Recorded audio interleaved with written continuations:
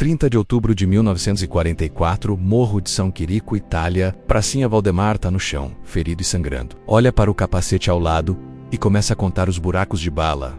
1, 2, 3, 4, 5, 6... 11 furos de bala no capacete. Nenhum perfurou completamente o aço. Cada um poderia ter matado, mas nenhum matou. 17 brasileiros cercados por 300 alemães. A munição acabou. Valdemar não consegue se mover. Soldado Eliseu arranca a granada do cinto dele e rasteja até a trincheira inimiga. Capture. 142 dias em campo de concentração alemão, comendo neve para enganar o estômago. Escrevendo o diário secreto que os nazistas nunca encontraram. Fique até o final para descobrir como um funcionário dos Correios virou um dos apenas 35 brasileiros capturados de 25 mil e voltou vivo para contar a história proibida. Valdemar Reinaldo Ceresoli nasceu em São Paulo e vivia em Ribeirão Pires, distrito de Santo André. Um menino comum com sonhos simples.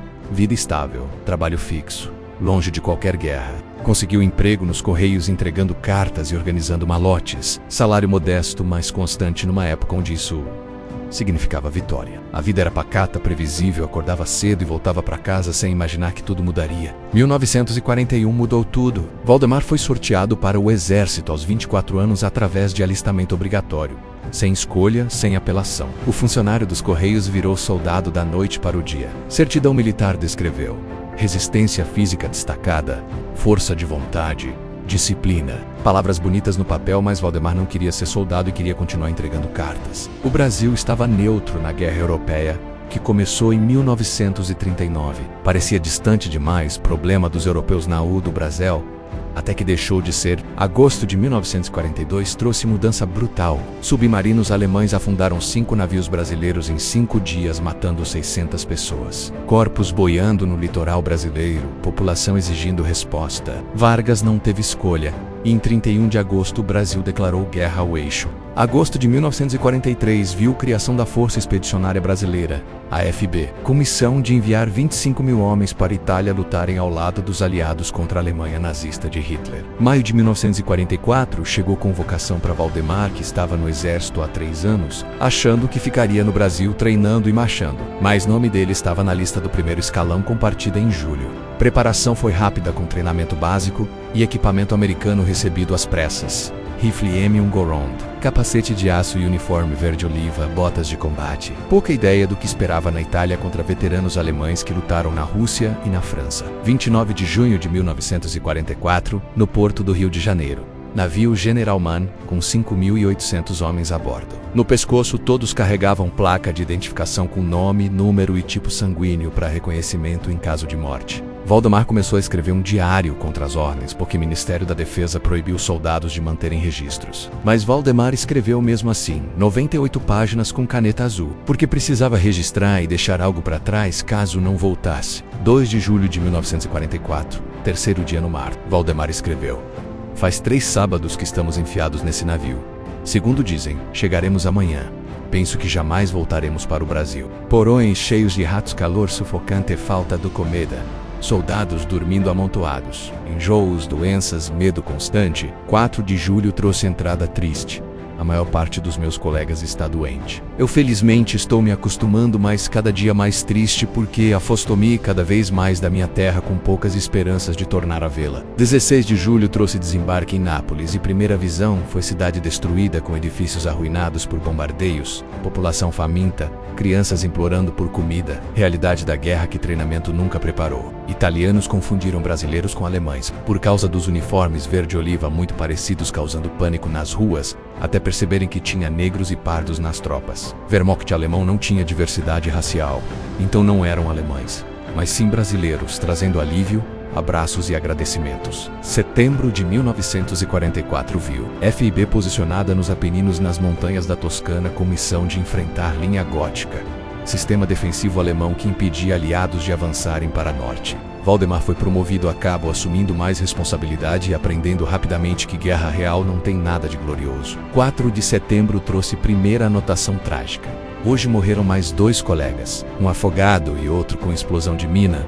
Ainda não entramos em combate e já morreram vários colegas. Realidade começou a pesar porque brasileiros estavam morrendo antes mesmo de ver um alemão através de acidentes. Doenças e negligência mostrando que inimigo não era o único perigo. Condições eram brutais, com soldados dormindo sobre capim, comendo apenas comida enlatada e celebrando quando alguém encontrava tomates para fazer sopa dentro dos capacetes. Valdemar escreveu: "Estou sujo como um porco. Faz 5 dias que nem tiro a botina. Banho há 15 dias que não vejo, mas infelizmente a guerra é assim." 11 de setembro trouxe primeiro contato com alemães quando patrulha brasileira encontrou soldados inimigos em escaramuça, rápida, com tiros trocados e ambos os lados recuando. Valdemar anotou: "Nunca vi a morte tão de perto, vendo o cabo morrer ao lado dele com outros 4 feridos, causando sangue na neve, gritos e caos. Regimento capturou 3 prisioneiros alemães quase nus e loucos de fome e sede. Capitão deu latas de conserva e Valdemar deu água do seu cantil, porque mesmo inimigos eram seres humanos sofrendo. Outubro chegou intensificando operações com FIB, atacando posições alemãs, tentando romper linha gótica, enquanto Wehrmacht resistia ferozmente usando vantagem do terreno montanhoso. Valdemar participou de várias patrulhas movendo-se pela neve e pelo frio, enquanto a artilharia alemã bombardeava constantemente e metralhadoras. MG-42 cortavam o ar com som característico da Serra de Hitler, disparando 1.200 tiros por minuto. Missões eram perigosas porque o objetivo era estabelecer contato com o inimigo, revelando posições alemãs para a artilharia brasileira, bombardear depois, mas isso significava que soldados viravam isca deliberada, atraindo fogo alemão.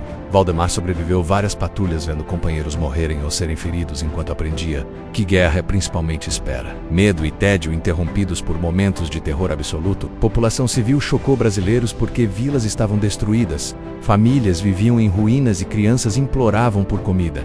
Alemães haviam saqueado tudo durante a retirada. Valdemar conheceu menina italiana de 5 anos chamada Giovanna, que se afeiçoou a ele, fazendo Valdemar tirar fotografia dela e prometer levar para Brasil como lembrança de inocência em meio à destruição. Conversas com italianos idosos revelaram barbaridades que alemães fizeram ao passar por região, incluindo execuções sumárias, saques e terror deliberado, deixando a população traumatizada. Valdemar deu 2 latas de conserva para a família italiana, recebendo cantil de vinho em troca, criando momentos de humanidade que contrastavam com a brutalidade do combate. 30 de outubro de 1944 começou como dia comum, com chuva forte e montanhas cobertas de névoa. Unidade de Valdemar recebeu ordem de atacar Morro de São Quirico, onde alemães mantinham base defensiva importante. Missão era capturar posição, permitindo FIB avançar mais para norte, mas inteligência subestimou a resistência alemã, cometendo o erro fatal.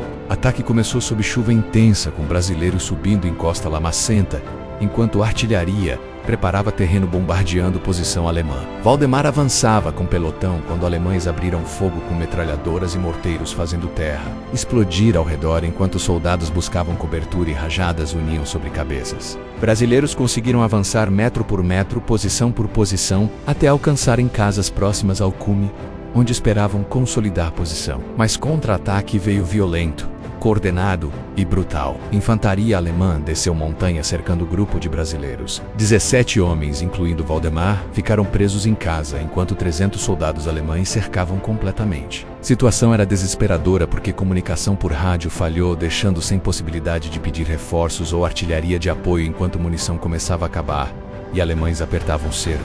Valdemar e soldado Eliseu de Oliveira tentaram manter posição atirando pelas janelas, mas volume de fogo alemão era esmagador, com metralhadoras disparando rajadas constantes e granadas explodindo contra paredes. Então granada alemã entrou pela janela. Valdemar viu perfeitamente e cobriu o rosto com o braço, esperando a explosão que veio com estrondo ensurdecedor. Valdemar sentiu pancada na cabeça e desacordou por alguns segundos. Acordou com o braço ferido e sangue escorrendo pela perna esquerda. Tentou andar, mas não conseguiu porque fragmentos de granada haviam atingido várias partes do corpo. Eliseu verificou Valdemar, percebendo que estava vivo, mas ferido gravemente, enquanto a situação piorava com alemães entrando na casa, tornando rendição inevitável. Valdemar tinha apenas uma granada pendurada no cinto do lado esquerdo, mas não conseguia se mover para pegá-la. Eliseu percebeu, arrancou granada do cinto de Valdemar e rastejou até perto de trincheira alemã, jogando granada, que explodiu matando 2 soldados alemães. Valdemar continuou atirando mesmo ferido até a munição acabar completamente, deixando o rifle vazio e situação sem saída.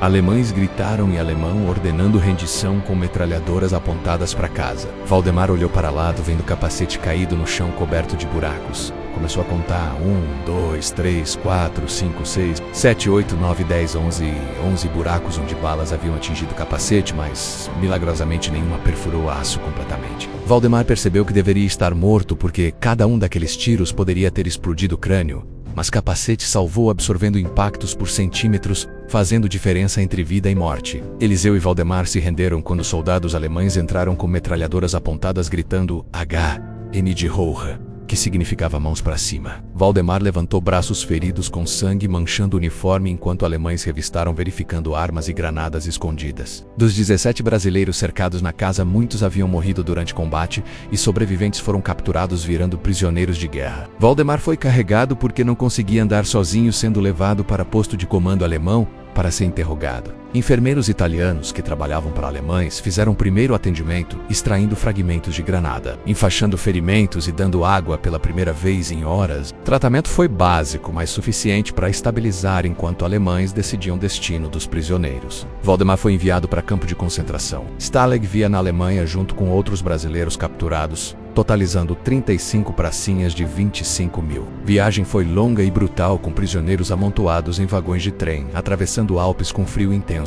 e vagões sem aquecimento. Campo de concentração Stalag via abrigava mais de 110 mil prisioneiros de 24 nacionalidades diferentes, incluindo soviéticos, franceses, britânicos, americanos e agora brasileiros. Valdemar passou 142 dias ali em condições desumanas que quebravam homens física e mentalmente. Comida era escassa com ração diária, consistindo de sopa rala, pedaço de pão velho e ocasionalmente batata podre. Valdemar escreveu: comíamos neve para enganar o estômago. Fome era constante e neve era a única coisa disponível em abundância durante o inverno alemão brutal. O corpo de Valdemar cobria-se de bichos com piolhos infestando roupas e pele, causando coceira insuportável sem água para lavar ou trocar uniformes. Frio era tortura constante com temperatura muito abaixo de zero, fazendo prisioneiros dormirem amontoados, tentando compartilhar calor corporal para não morrer congelados durante a noite. Valdemar viu homens morrerem de frio, fome, doenças e desespero, enquanto guardas alemães tratavam prisioneiros com brutalidade, distribuindo espancamentos, trabalhos forçados e castigos por infrações mínimas. Condições violavam a Convenção de Genebra,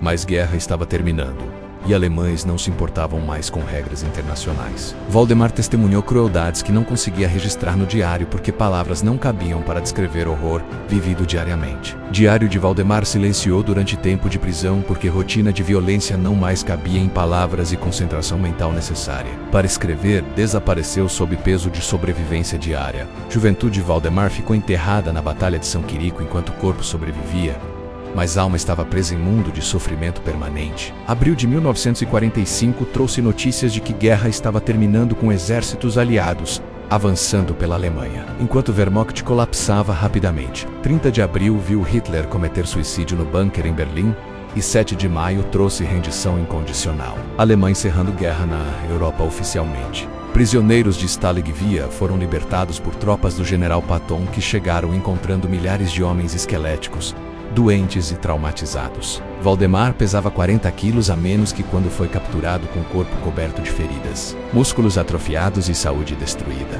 Mas estava vivo quando muitos outros morreram. Libertação trouxe alívio, mas também confusão porque prisioneiros não sabiam para onde ir ou como voltar para casa. Valdemar e outros brasileiros foram levados para a França, onde encontraram a humanidade novamente com comida quente, roupas limpas e tratamento médico adequado pela primeira vez em meses. Valdemar chorou porque havia esquecido que o mundo podia ser gentil. De França foram levados de volta para a Itália, onde foram recebidos com alegria por companheiros da FIB, que julgavam brasileiros capturados mortos, porque ninguém sabia o destino deles. Valdemar reencontrou a unidade, mas não era mais mesmo homem que partiu em outubro, porque 142 dias mudaram tudo, deixando cicatrizes físicas e mentais que nunca curariam completamente. Valdemar voltou para o Brasil em 1945 carregando diário de 98 páginas escritas com caneta azul contendo história proibida que o Ministério da Defesa ordenou que soldados não mantivessem. Diário sobreviveu guerra, prisão e retorno, sendo guardado por família de Valdemar após morte dele em 1975 aos 58 anos. Durante 30 anos, diário ficou esquecido em gaveta até anos 90, quando a historiadora Cristina Pellegrino Feres recebeu fotocópia, mas deixou guardado até 2020, quando decidiu analisar conteúdo. Pesquisa revelou testemunho único de um dos pouquíssimos brasileiros capturados por nazistas, escrito no calor dos acontecimentos, sem filtro de tempo ou memória distorcida. 2023 viu o lançamento do livro A Dupla Face da Guerra, a FIB pelo olhar de um prisioneiro, trazendo história de Valdemar para público 80 anos depois de eventos acontecerem. Diário revelou fragilidades humanas que discurso oficial militar tende a ocultar, mostrando medo, tédio, saudade e incômodo que soldados realmente sentem, mas raramente admitem. Valdemar ensinou lição sobre sobrevivência, mostrando que coragem não é ausência de medo, mas capacidade de continuar mesmo quando tudo parece perdido. 11 tiros no capacete sem perfurar, foi sorte, mas 142 dias comendo neve para enganar estômago, foi pura força de vontade e determinação de não desistir, mesmo quando morte parecia a melhor opção. Capacete com 11 furos foi preservado pela família, virando relíquia física de milagre, que manteve Valdemar vivo, enquanto Diário virou relíquia escrita de experiência, que maioria não sobreviveu para contar. Funcionário dos Correios que só queria entregar cartas, virou um dos 35 brasileiros capturados de 25 mil, provando que guerra escolhe vítimas aleatoriamente, mas sobrevivência exige escolha consciente de não desistir. Esta é a história 100% real e documentada, onde Pracinha levou 11 tiros no capacete sem morrer e passou 142 dias prisioneiro escrevendo diário secreto. Se esta história inspirou você, compartilhe, deixe seu like e inscreva-se. No próximo vídeo, Sargento Max Wolff tirou a última foto com sua patrulha antes de missão em abril de 1945, e 3 horas depois estava morto em emboscada alemã perfeita dentro de casa armadilhada. Ative o sininho porque a cobra fumou. Valdemar sobreviveu ao impossível. A história não pode ser esquecida.